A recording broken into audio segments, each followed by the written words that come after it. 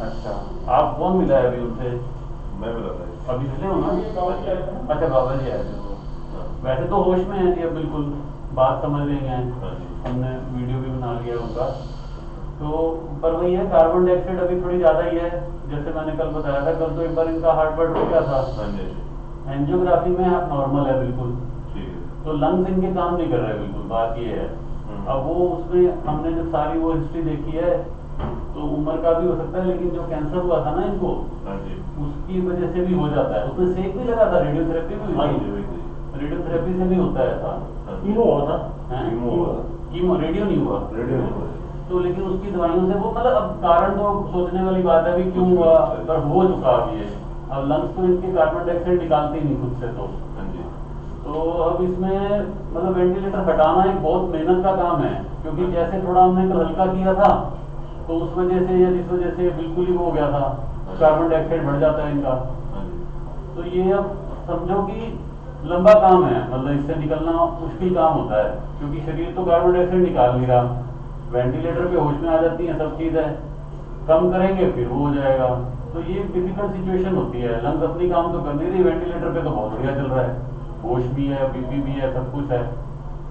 तो मैंने कल बहुत ही थे ना, कल मैंने कहा भी था भाई, आपको कोई रिकॉर्ड ले जाना हो, रिपोर्ट ले जानी हो, कहीं और शिफ्ट करना हो, क्योंकि इसमें तो यूं भी नहीं कह सकते पूरी ठीक होंगी कि नहीं होंगी, टाइम कितना लगेगा ये भी नहीं बता सकते। कल तो हमें उम्मीद थी हम हटा लेंगे वेंटिलेटर, लेकिन अब जैसे कल वाला एपिसोड होने के बाद तो हम बहुत धीरे धीरे करके कोशिश करेंगे, क्योंकि वो दोबारा हो गया तो बचेंगे नहीं। हाँ जी, हाँ जी। तो ये सिचुएशन है। डॉक्टर साहब, ये जो है इस साइड से ब्लेड मत लो बिल्कुल।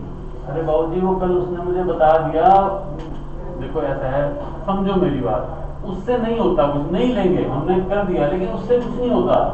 एक बार साहब क्या हुआ है, पिछले साल बीमार हुई थी, उन्होंने अपने सामने इंजेक्शन खा दी। ये उसमें डॉक्टर कैलाश होस्पिटल, उन्होंने हमारे सामने दिया ब्लड कैंसर, और उसी टाइम ये ऐसी हो रही है पागल होने को।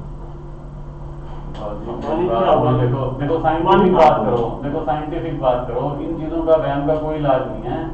ऐसे नहीं होता बाबू जी, ये कोई सिस्टम नहीं है। आप गलत वो, ये पता कैसे वाली बात कर रहे हो आप? भाई उसने खिड़की खोली और इसके अटैक हो गया, तो खिड़की खोलने से अटैक होता है।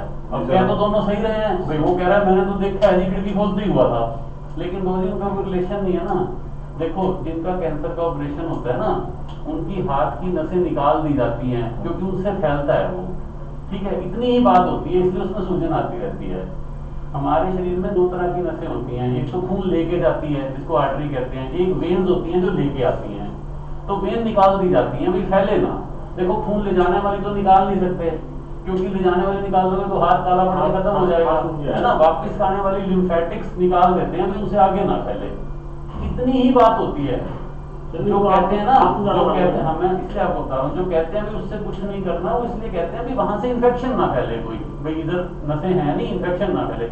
उस बात को बहुत टाइम हो गया, मतलब अब वो वाली बात है, मैं प्रूव करने की वाली बात है। अब मैं 10 बार इनके यहाँ से सैंपल ले दूंगा अगर इनको कुछ हो जाए तो वैसे हम नहीं लेंगे। चलो सारी बात की एक बात, हमें जरूरी है यहाँ से लेना, अपन नहीं लेंगे इधर से, अपन इधर से ले लेंगे, उसमें क्या फर्क पड़ता है, लेकिन उससे होता कुछ नहीं। आप मन में वहम मत रखो। अब की बताओ इलाज। अब तो मैंने बता दिया ना भाई, कार्बन डाइऑक्साइड है ज्यादा, निकाल रही है फेफड़े अपने, वेंटिलेटर पे धीरे धीरे निकल रही है, लेकिन हटाते हैं वेंटिलेटर दोबारा चढ़ जाती है। इससे कोई इसका सोल्यूशन होता है बहुत धीरे करके वेंटिलेटर हटाओ। उसके बाद एक मशीन आती है बाईपैप की, वो घर में रखो, वो लगाए रखो इनको, वो ले आएंगे जी। वो तो ले आओगे पहले, इससे तो पहले निकलेगी। इससे निकल जाएगा। तो इसलिए, क्योंकि तुम्हारा खर्चा भी लगना है, रोज का यहाँ खर्चा भी है, इसमें ज्यादा टाइम भी लग सकता है। मैं इसलिए तुम्हें आज बता रहा हूँ, कहीं शिफ्ट करनी हो तो ये मौका है, अभी होश में है, सारी चीज स्टेबल है।